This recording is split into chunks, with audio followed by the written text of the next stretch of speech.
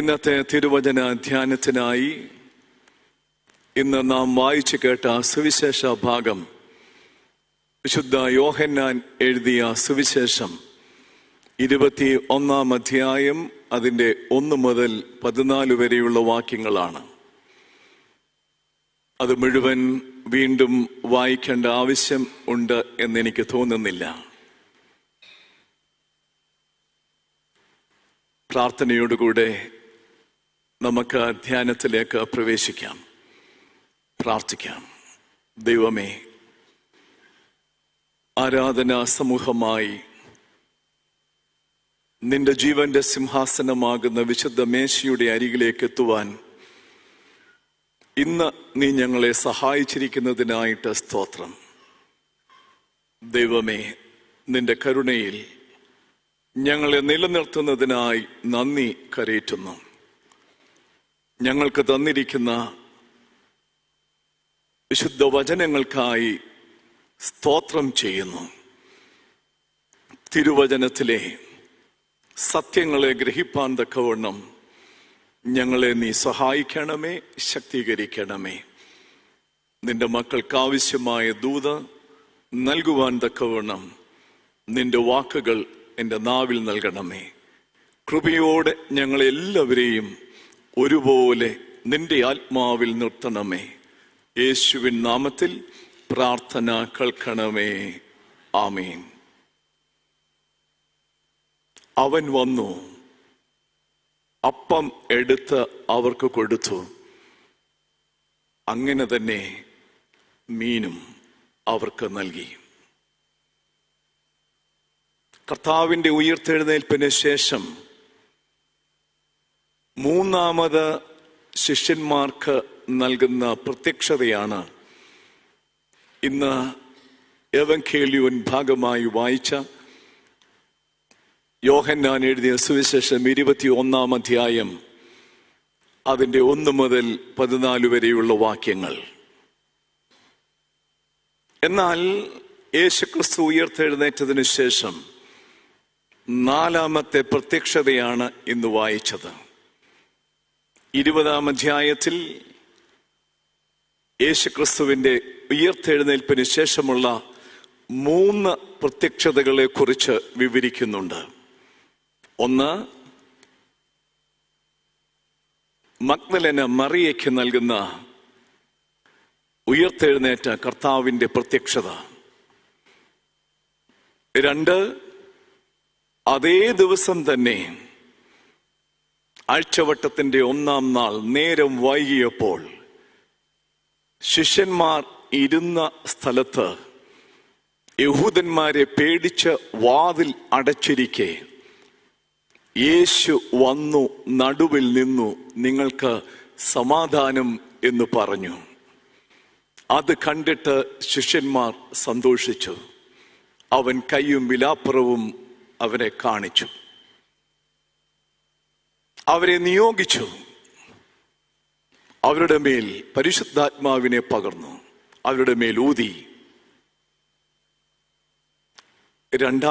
മൂന്നാമത് യേശു ആ ശിഷ്യന്മാർക്ക് പ്രത്യക്ഷനായപ്പോൾ തോമസ് അവരോട് കൂടെ ഇല്ലായിരുന്നു. 8 ദിവസം കഴിഞ്ഞിട്ട് ശിഷ്യന്മാർ അതേ സ്ഥലത്ത് തന്നെ ഒരുമിച്ച് കൂടിയിരിക്കുന്നു. 11 പേരുമുണ്ട്. അവിടെ യേശു പ്രത്യക്ഷനാകുകയാണ്. ഒരുവന് വേണ്ടി മാത്രം യേശു വരികയാണ്. ആ കൂട്ടത്തിൽ വന്നിട്ട് തോമസെ എന്ന് പേർ ചൊല്ലി അവനെ വിളിച്ചു. നിന്റെ കൈ നീട്ടി എൻ്റെ കൈകളെ കാണുക എന്നാ പറഞ്ഞത്. തോമസ് സഹശിഷ്യന്മാരോട് പറഞ്ഞത്, അവന്റെ കയ്യിലെ ആണിപ്പഴുത് ഞാൻ കാണുകയും ആ ആണിപ്പഴുതിൽ എൻ്റെ വിരലിടുകയും അവന്റെ വിലാപ്പുറത്ത് എൻ്റെ കൈ ഇടുകയും ചെയ്തിട്ടല്ലാതെ ഞാൻ വിശ്വസിക്കുകയില്ല എന്ന് പറഞ്ഞു. അത് സഹശിഷ്യന്മാരോടാണ് പറഞ്ഞത്. എന്നാൽ കേട്ടത് യേശുവാണ്. ആ സാന്നിധ്യം അത് നമ്മൾ ഒന്നുകൂടി മനസ്സിലാക്കണം. അവിടെ മൂന്നാമത് പ്രത്യക്ഷനാകുമ്പോൾ യേശു തോമസിനെ മാത്രം വിളിക്കുന്നു. എന്നിട്ട് പറയുന്നു, നിന്റെ കൈ നീട്ടി എൻ്റെ കൈകളെ കാണുക, നിന്റെ കൈ എൻ്റെ വിലാപ്പുറത്തിടുക. നിനക്ക് വേണ്ടി വീണ്ടും വീണ്ടും വേദന അനുഭവിക്കുവാൻ ഞാൻ തയ്യാറാണ്. അവിടെയാണ് തോമസ് വിശ്വാസത്തിൽ യഥാസ്ഥാനപ്പെടുന്നത്. എൻ്റെ കർത്താവും എൻ്റെ ദൈവവുമേ എന്ന് പറഞ്ഞുകൊണ്ട് ഒരു വലിയ കീഴടങ്ങലായിരുന്നു, ഒരു വലിയ സമർപ്പണമായിരുന്നു. അതിനുശേഷം യേശു പ്രത്യക്ഷനാകുന്നത് തിബെരിയാസ് കടൽ തീരത്താണ്. അതാണ് ഇന്ന് നമ്മൾ വായിച്ച വേദഭാഗം. മനസ്സിലാക്കുക, ശിഷ്യന്മാർ 7 പേരടങ്ങുന്ന സംഘമാണ്. 12 പേരടങ്ങുന്ന ആ സംഘത്തിൽ ഇപ്പോൾ യൂദ ഇല്ല. 11 പേർ മാത്രം ബാക്കി നിൽക്കുമ്പോൾ അതിൽ 7 പേർ പത്രോസ് പറയുന്നു, ഞാൻ മീൻ പിടിക്കാൻ പോകുന്നു. അപ്പോൾ മറ്റുള്ളവരും ചേരുകയാണ് അവനോടൊപ്പം. അവിടെ നമുക്ക് ചിന്തിപ്പാനായിട്ട് ലഭിക്കുന്ന ഒരു ചിന്ത ഇതാണ്: even when we are in the hands of God, there is a possibility of deviating from the very purpose of our calling and the very purpose, the divine purpose and its intention. അതാണ് അവിടെ സംഭവിക്കുന്നത്. 2 വട്ടം ഉയർത്തെഴുന്നേറ്റ യേശു ക്രിസ്തുവിനെ കണ്ടവരാണ് ഈ 7 പേരും. എന്നാൽ ഇപ്പോൾ സംഭവിക്കുന്നത്, ഈ 7 പേരും അവരുടെ ജീവിതത്തിന്റെ ക്രൈസിസുകളായിരിക്കാം. ഭാവിയെ ഓർക്കുമ്പോൾ ഇനി എന്ത് എന്ന ചോദ്യത്തിന് അവർക്കുത്തരം കണ്ടെത്തുവാൻ കഴിയാതെ വരുമ്പോൾ അവർ സ്വയമായി തീരുമാനമെടുക്കുന്ന സാഹചര്യങ്ങളാണ്. അവരുടെ ജീവിതത്തിന്റെ നിരാശകളായിരിക്കാം, പ്രതീക്ഷകളൊക്കെ അസ്തമിച്ചു പോയ ജീവിതത്തിന്റെ അനുഭവങ്ങളായിരിക്കാം. ക്രിസ്തുവിനെ കൂടാതെ അവർ ഒരു തീരുമാനത്തിലേക്ക് എത്തിച്ചേരുകയാണ്. അതുകൊണ്ടാണ് ഞാൻ പറഞ്ഞത്, even when we are in the hands of God, there is a possibility of deviating from the very purpose of our calling. അത് തന്നെയാണ് യെരമ്യ പ്രവാചകന്റെ പുസ്തകത്തിൽ 18-ാം അധ്യായത്തിൽ അവിടെ രേഖപ്പെടുത്തിയിരിക്കുന്നത്. യെരമ്യാവിനെ പറഞ്ഞയക്കുന്നത് ഒരു കുശവന്റെ ആലയത്തിലേക്കാണ്. അവൻ ചെല്ലുമ്പോൾ അവിടെ കാണുന്ന കാഴ്ച, കുശവൻ തൻ്റെ ആ ആലയിൽ ചക്രത്തിൽ മണ്ണ് കുഴച്ച് ആ ചക്രത്തിൽ വെച്ച് പുതിയ പാത്രങ്ങളെ രൂപപ്പെടുത്തുന്ന അനുഭവമാണ്. അതിൻ്റെ 1 മുതൽ 4 വരെയുള്ള വാക്യങ്ങൾ വായിക്കുമ്പോൾ അവിടെ ഇങ്ങനെയാണ് രേഖപ്പെടുത്തിയിരിക്കുന്നത്: കുശവൻ ആ കളിമണ്ണ് കൊണ്ട് ചക്രത്തിൽ വെച്ച് പാത്രമുണ്ടാക്കിയപ്പോൾ ആ കുശവന്റെ കയ്യിൽ ഇരുന്ന് തന്നെ ആ മൺപാത്രം ഉടഞ്ഞു പോവുകയാണ്. പക്ഷേ ആ കുശവൻ ആ മൺപാത്രത്തെ, ആ ഉടഞ്ഞുപോയ മൺപാത്രത്തെ വലിച്ചെറിയുന്നില്ല. വീണ്ടും കുശവന്റെ മനസ്സിന് ബോധിച്ചതുപോലെ അതിനെ വീണ്ടും ആ ചക്രത്തിലേക്ക് വെച്ച് പുതിയ പാത്രമാക്കി രൂപപ്പെടുത്തുവാൻ ശ്രമിക്കുകയാണ്.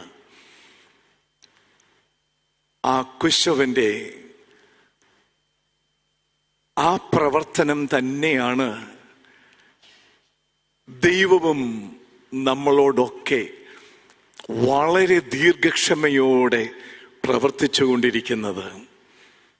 ഉടഞ്ഞു പോകുന്ന പാത്രമായിരിക്കാം നമ്മുടെ ജീവിതമൊക്കെ, എന്നാൽ അവൻ അത് വലിച്ചെറിയുന്നില്ല.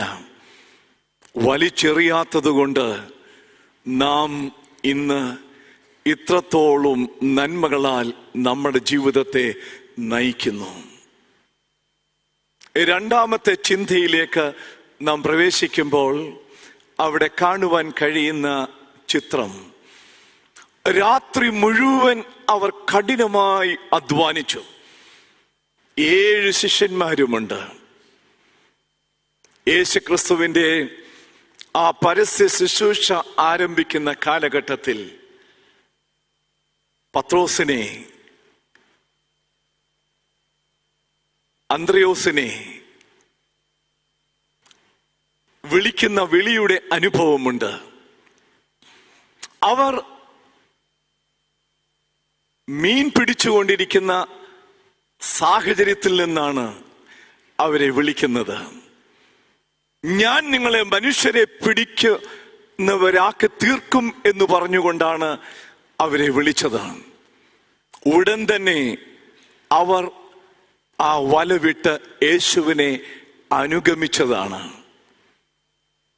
എന്നാൽ ഇപ്പോൾ അവർ ആ വള്ളത്തിലേക്കും ആ വലയിലേക്കും ആ വെള്ളത്തിലേക്കുമാണ് തിരികെ പോകുന്നത്. ഗലീലയിലെ ആ കടൽ തീരം അത് തിബരിയാസ് എന്ന നാമത്തിലും അറിയപ്പെടുന്നതാണ്. അവിടെയാണ് ഇപ്പോൾ ഈ ശിഷ്യന്മാർ 7 പേരും രാത്രി കഠിനമായി അധ്വാനിച്ചു. അവരെല്ലാവരും ആ 7 പേരും നല്ലതുപോലെ മത്സ്യബന്ധനത്തിന്റെ ടെക്നോളജി അറിയാവുന്നവരാണ്. They were well expertised in catching the fish. വളരെ എക്സ്പെർട്ടൈസ്ഡ് ആണ്. എവിടെ മീൻ കിട്ടും എന്നുള്ളത് അവർക്കറിയാം. അവിടെയൊക്കെ അവർ ആ രാത്രിയിൽ വല വീശിയിട്ടുണ്ട്.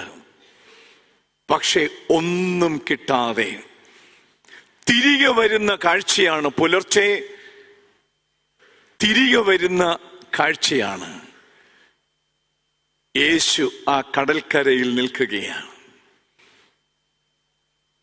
യേശു ആ കടൽക്കരയിൽ നിൽക്കുമ്പോൾ അവർ തിരികെ വരുന്ന ആ സാഹചര്യത്തിൽ ചോദിക്കുന്ന ഒരു ചോദ്യമുണ്ട്.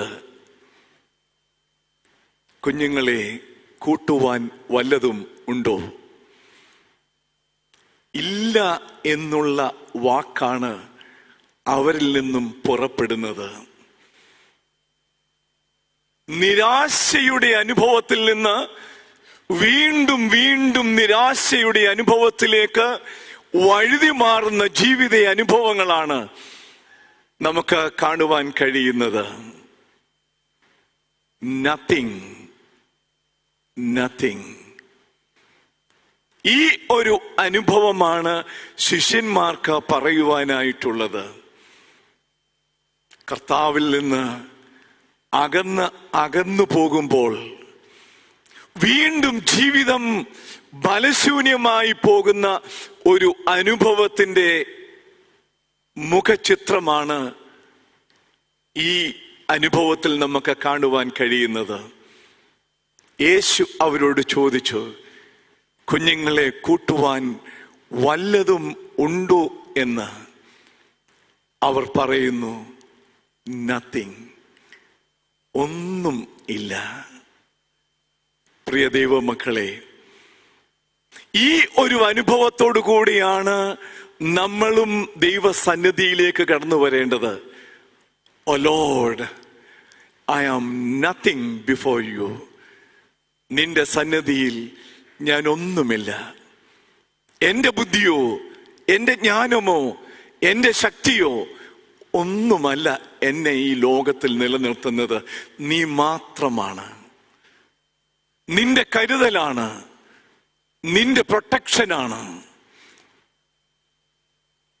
അതാണ് ശിഷ്യന്മാർക്ക് യേശുക്രിസ്തു നൽകുന്നത്. In the nothingness of our life, Jesus Christ is ready to preserve our life. Jesus Christ is ready to protect our life. അതുകൊണ്ടാണ് യേശു അവരോട് പറയുന്നത്, നിങ്ങൾ പടകിന്റെ വലതുവശത്തേക്ക് വീശുക. നിങ്ങളുടെ ഒന്നുമില്ലായ്മയുടെ അനുഭവത്തിൽ ഞാൻ നിങ്ങളെ പ്രൊട്ടക്റ്റ് ചെയ്യാൻ തയ്യാറാണ്. നിങ്ങളെ പ്രിസർവ് ചെയ്യാൻ ഞാൻ തയ്യാറാണ്. നിങ്ങൾക്ക് ആവശ്യമുള്ളത് തരുവാൻ ഞാൻ നല്ലവനാണ്. ആ ഒരു ചിന്തയിലേക്ക് നാം പ്രവേശിക്കേണ്ടത് ആവശ്യമാണ്. ജീവിതത്തിന്റെ ബലശൂന്യതകൾ, in the fruitless experience of our life, we should understand that Christ is there to protect my life. Christ is there to preserve my life. And Christ is there to provide what is needed for my life. അതാണ് യേശു അവിടെ ചെയ്യുന്നത്. നിങ്ങൾ പടകിന്റെ വലതുവശത്തേക്ക് വീശുക. എന്ത് നല്ല ഒരനുഭവമാണത് അവർക്ക് ലഭിച്ചത്. യേശു ആണെന്ന് അറിഞ്ഞുകൊണ്ടല്ല അത് ചെയ്യുന്നത്. അവിടെ ആ കടൽക്കരയിൽ നിൽക്കുന്ന ഒരു അപരിചിതനായ മനുഷ്യൻ എന്ന ഒരു സ്ഥാനം മാത്രമേ അപ്പോൾ ഈ ശിഷ്യന്മാർക്കുള്ളൂ. എന്നാൽ ആ അപരിചിതനായ മനുഷ്യൻ പറയുന്നത് പോലും അനുസരിപ്പാൻ തക്കവണ്ണം തയ്യാറാകുന്ന ഒരു ജീവിത സാഹചര്യമാണപ്പോൾ. അത്രയധികം അവ നിരാശയുടെ അനുഭവത്തിലേക്കാണ് വീഴുന്നത്. ഒരു അപരിചിതനായ മനുഷ്യൻ പറയുന്നത്, ഞങ്ങൾ എന്തിന് കേൾക്കണം? ഞങ്ങൾക്കറിയാത്ത മത്സ്യബന്ധനമാണോ ഈ ഗലീല കടലിലുള്ളത് എന്നൊക്കെ അവരുടെ മനസ്സിൽ ചിന്തിക്കാം. എന്നാൽ അവിടെ ആ അപരിചിതനായ മനുഷ്യൻ പറയുന്നത് അവർ കേൾക്കുകയാണ്. അതിൻ്റെ അർത്ഥം അവർ നിരാശയുടെ പടുകുഴിയിലാണ്. ആ ഒരു അനുഭവത്തിന്റെ ആ ഒരു പ്രതികരണമാണ് അവർ പടകിന്റെ വലതുവശത്തേക്ക് വല വീശി. പെരുത്ത മീൻകൂട്ടം അവരുടെ വലയിൽ അകപ്പെട്ടു. മൂന്നാമത് എനിക്ക് ഇവിടെ നൽകുവാനുള്ള ചിന്ത ഇതാണ്. In the fruitless experience of our life, Christ is there to give new possibilities and new opportunities in the same circumstances and in the same situation. വേറെ സാഹചര്യത്തിലല്ല, അതേ സാഹചര്യത്തിൽ തന്നെ ക്രിസ്തു പുതിയ സാധ്യതകളെ നൽകുന്നവനാണ്. In the same situations and in the same circumstances. അവിടെയാണ് ക്രിസ്തു തൻ്റെ ശിഷ്യന്മാർക്ക് പുതിയ സാധ്യതകളെ നൽകുന്നത്. നമ്മുടെ ജീവിതം എത്രയധികം നിരാശയുടെ അനുഭവങ്ങളിൽ കൂടി കടന്നു പോകട്ടെ, whatever may be the frustrations and disappointments and the failures which I experience, which we experience, Christ is there to give a solution. Christ is there to resolve that problems. അതാണ് ഈ വേദഭാഗത്ത് നിന്ന് നമുക്ക് കാണുവാൻ കഴിയുന്നത്. ഇന്ന് ഒന്നാം പാഠം വായിച്ച ആ വേദഭാഗത്ത് 1 രാജാക്കന്മാരുടെ പുസ്തകം അതിന്റെ 19-ാമത്തെ അധ്യായം അതിന്റെ 4-ാമത്തെ വാക്യത്തിലേക്ക് വരുമ്പോൾ, ഏലിയാവ് പ്രവാചക ഗണത്തിലെ ഏറ്റവും ശക്തനായ മനുഷ്യൻ, എന്തെല്ലാം അനുഭവങ്ങൾ ദൈവത്തിന്റെ കൃപയിൽ അദ്ദേഹം അനുഭവിച്ചു. രാജ്യം മുഴുവൻ വരൾച്ചയുടെ അനുഭവത്തിലേക്കും ക്ഷാമത്തിലേക്കും പോയപ്പോൾ കേരി തോട്ടിനരികെ അപ്പവും ഇറച്ചിയും നല്ല ജലവും ലഭ്യമായ ഏലിയാവ് ദൈവത്തിന്റെ കരങ്ങളുടെ പ്രവർത്തനങ്ങളെ അനുഭവിച്ചറിഞ്ഞവനാണ്. കേരി തോട്ടിൽ മാത്രമല്ല, സേരെഫത്തിലെ വിധവയുടെ ഭവനത്തിലും അത് അനുഭവിച്ചറിഞ്ഞില്ലേ?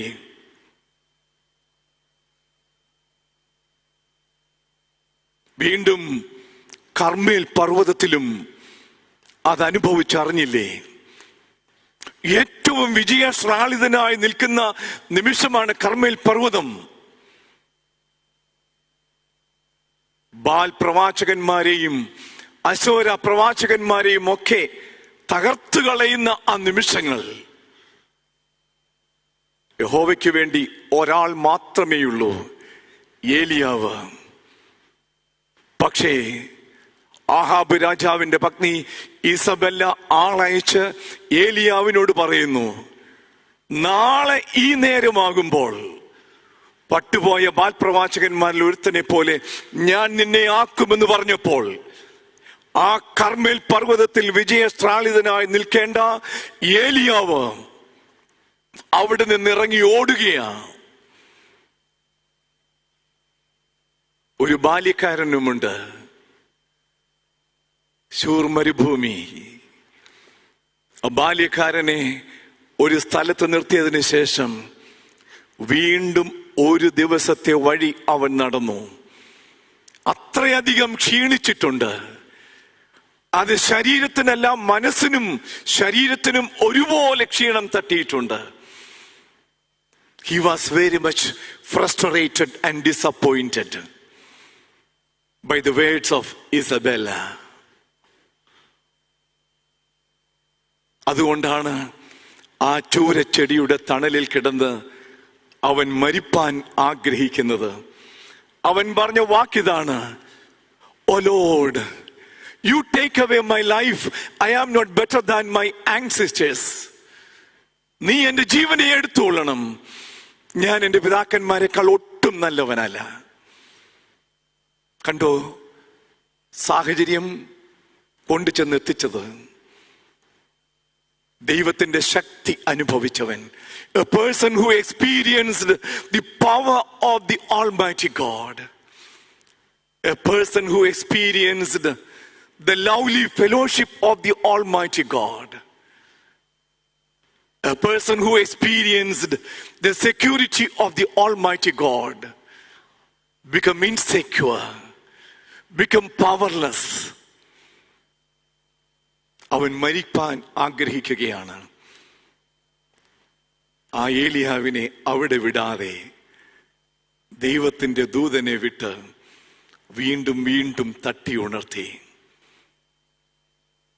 അവന്റെ ശരീര ക്ഷീണത്തിന് ആവശ്യമായത് കനലിൽ ചുട്ട അടയും ഒരു തുരുത്തി വെള്ളവും അവന് ലഭ്യമാകുകയാണ്. എഴുന്നേറ്റ് തിന്നുക എന്ന് പറഞ്ഞു. അവൻ എഴുന്നേറ്റു, തിന്നു, കുടിച്ചു, വീണ്ടും കിടന്നുറങ്ങി. Our Lord is a Lord of second touch too. ഒന്നാമത്തെ സ്പർശനത്തിൽ അവന് ഒരു ധൈര്യം സംരംഭിപ്പാൻ കഴിയുന്നില്ല എങ്കിൽ വീണ്ടും ഒന്നുകൂടി അവനെ സ്പർശിക്കുകയാണ്. അവൻ എഴുന്നേറ്റു, തിന്നു, കുടിച്ചു. ആ ദൈവത്തിന്റെ ദൂതൻ അവനോട് പറഞ്ഞു, നിനക്കനേക ദൂരം സഞ്ചരിക്കുവാനുണ്ട്, ഇവിടെ കിടന്ന് മരിപ്പാനുള്ളവനല്ല, നിനക്കനേക ദൂരം സഞ്ചരിപ്പാനുണ്ട്. നീ രാജാക്കന്മാരെയും പ്രവാചകനെയും അഭിഷേകം ചെയ്യേണ്ടവനാണ്. ഹസായേലിനെ ആരാമിന് രാജാവായി വാഴിക്കണം. യേഹൂവിനെ ഇസ്രായേലിന് രാജാവായി വാഴിക്കണം. എലീശായെ നിനക്ക് പകരം പ്രവാചകനായി നിയോഗിക്കണം. These are the responsibilities entrusted in you. ഇവിടെ കിടന്ന് മരിക്കുവാനുള്ളവനല്ല നീ. ലഭിച്ച സാഹചര്യം, ആ സാഹചര്യത്തെ പുതുക്കുകയാണ്. Giving a new direction in the life of the prophet Elijah. അവിടെയാണ് ദൈവത്തിന്റെ പ്രവർത്തനം. In our nothingness, Jesus is ready to protect us, to provide us, to preserve us. And he is giving new opportunities and new possibilities in our life when there is nothing before us. ഏറ്റവും അവസാനമായി ഈ ഭാഗത്ത് നിന്ന് ദർശിപ്പാനായിട്ട് സാധിക്കുന്ന ഒരു കാര്യം കൂടി പറഞ്ഞ് ഞാൻ നിർത്താൻ ആഗ്രഹിക്കുകയാണ്. മനസ്സിലാക്കണം, ഈ ശിഷ്യന്മാർ പെസഹായുടെ ദിനത്തിൽ ഒരുമിച്ചിരുന്ന് പെസഹ ആചരിച്ചതാണ്. അത് കണ്ടതാണ്.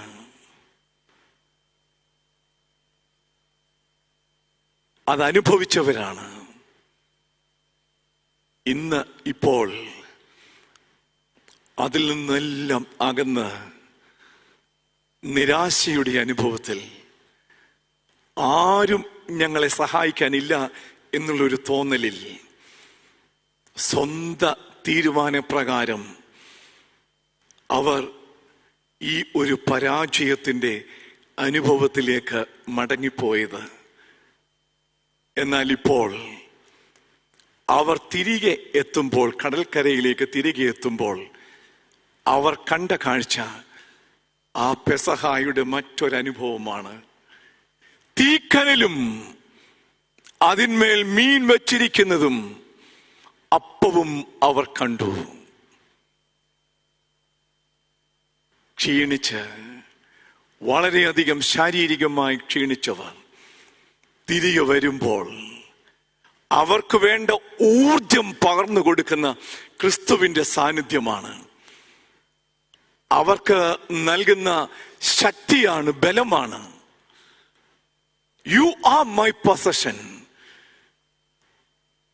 and I will not leave you alone. അതാണല്ലോ യേശു ക്രിസ്തു ശിഷ്യന്മാർക്ക് നൽകുന്ന വലിയ പ്രോമിസ്. യോഹന്നാൻ എഴുതിയ സുവിശേഷം 14-ാം അധ്യായം 18-19 വാക്യങ്ങൾ, ഞാൻ നിങ്ങളെ അനാഥരായി വിടുകയില്ല. I will not leave you as orphans. I will come unto you. And you live because I liveth. ഈ ഒരു പ്രോമിസാണ്. അതുകൊണ്ട് തന്നെയാണ് യേശു പുലർച്ചെ ആ കടൽക്കരയിലെത്തിയത്. ഈ കടൽക്കരയെ കുറിച്ച് തന്നെയാണ് യേശു മഗ്ദലന മറിയയോടും പറയുന്നത്,